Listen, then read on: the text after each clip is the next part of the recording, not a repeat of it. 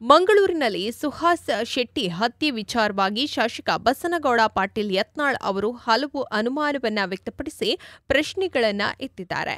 ಸುಹಾಸ್ ಶೆಟ್ಟಿಯನ್ನೇ ಗುರಿ ಮಾಡಿಸಿಕೊಂಡು ಬಜ್ಪೆ ಪೊಲೀಸ್ ಠಾಣೆಯ ಮುಖ್ಯ ಪೇದೆ ರಶೀದ್ ಪದೇ ಪದೇ ಅವರಿಗೆ ಕರೆ ಮಾಡಿ ಮಾನಸಿಕ ಹಿಂಸೆಯನ್ನ ನೀಡ್ತಾ ಇದ್ದುದು ಯಾಕೆ ಎಂದು ಯತ್ನಾಳ್ ಅವರು ಕೇಳಿದ್ದಾರೆ. ಆತ್ಮರಕ್ಷಣೆಗೆ ಸುಹಾಸ್ ಅವರು ತಮ್ಮ ಕಾರಿನಲ್ಲಿ ಇಟ್ಟಿದ್ದಂತ ಆಯುಧಗಳನ್ನ ತೆಗೆಯಬೇಕೆಂದು ಸುಹಾಸ್ ಅವರಿಗೆ ರಶೀದ್ ಆದೇಶವನ್ನ ನೀಡಿದ್ದು ಅಲ್ಲದೆ ಒಂದು ವೇಳೆ ತೆಗೆಯದಿದ್ರೆ ಕಳ್ಳತನದ ಕೇಸನ್ನ ಹಾಕುತ್ತೇನೆ ಎಂದು ಹೇಳಿರುವ ಬಗ್ಗೆ ತನಿಖೆಯಾಗಲಿ, ರಶೀದ್ ಅವರ ಸಿಟಿಆರ್ ಅನ್ನ ಕೂಡಲೇ ವಶಪಡಿಸಿಕೊಂಡು ರಶೀದ್ ಅವರಿಗೆ ಯಾರು ಕರೆಯನ್ನ ಮಾಡಿದ್ರು, ಮೃತ ಸುಹಾಸ್ ಅವರಿಗೆ ಪದೇ ಪದೇ ಕಿರುಕುಳವನ್ನ ನೀಡಲು ಯಾರು ಕುಮ್ಮಕ್ಕನ್ನ ನೀಡಿದ್ರು ಎಂಬುದರ ಬಗ್ಗೆ ತನಿಖೆಗೆ ಒಳಪಡಿಸಿ ಎಂದು ಆಗ್ರಹವನ್ನ ಮಾಡಿದ್ದಾರೆ. ಸುಹಾಸ್ ನಿರಾಯುಧರಾಗಿದ್ದಾರೆ ಎಂದು ರಶೀದ್ ಅವರು ಸುಹಾಸ್ ಹಂತಕರಿಗೆ ಸುಳಿವನ್ನ ನೀಡಿರುವ ಬಗ್ಗೆ ತನಿಖೆಯಾಗಲಿ, ಕರಾವಳಿಯಲ್ಲಿ ಸಕ್ರಿಯವಾಗಿರುವಂತಹ ಹಿಂದೂ ಕಾರ್ಯಕರ್ತರಿಗೆ ಸೂಕ್ತ ಭದ್ರತೆಯನ್ನ ಪೊಲೀಸರು ನೀಡಬೇಕು, ಅವರಿಗೆ ಪ್ರಾಣ ಬೆದರಿಕೆ ಹಾಕುತ್ತಿರುವಂತಹ ದುಷ್ಕರ್ಮಿಗಳು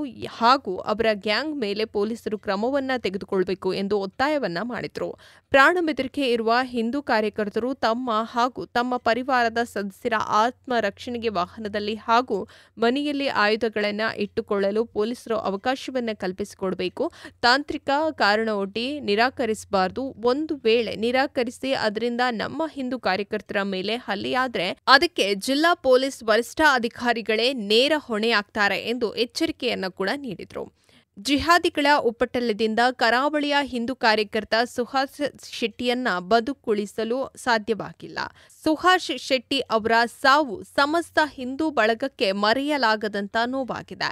ಕಳ್ಳಬೆಕ್ಕಿನಂತೆ ಬಂದಂತ ಹಂತಕರು ಸುಹಾಸ್ ಮತ್ತು ಸಹಚರರ ಮೇಲೆ ದಾಳಿ ಮಾಡಿರುವುದು ಇವರು ಎಂತಹ ಹೇಡಿಗಳು, ಅಂಜುಬುರುಕರು ಎಂದು ತೋರಿಸುತ್ತದೆ. ದ್ವೇಷ, ಭಿನ್ನಾಭಿಪ್ರಾಯ ವೈಚಾರಿಕವಾಗಿ ಹಾಗೂ ಸೈದ್ಧಾಂತಿಕವಾಗಿ ಬೇಕೇ ಹೊರತು ಕೊಲೆ ಮಾಡುವ ಮಟ್ಟಕ್ಕಲ್ಲ ಎಂದು ಆಕ್ರೋಶವನ್ನ ಹೊರಹಾಕಿದ್ದಾರೆ.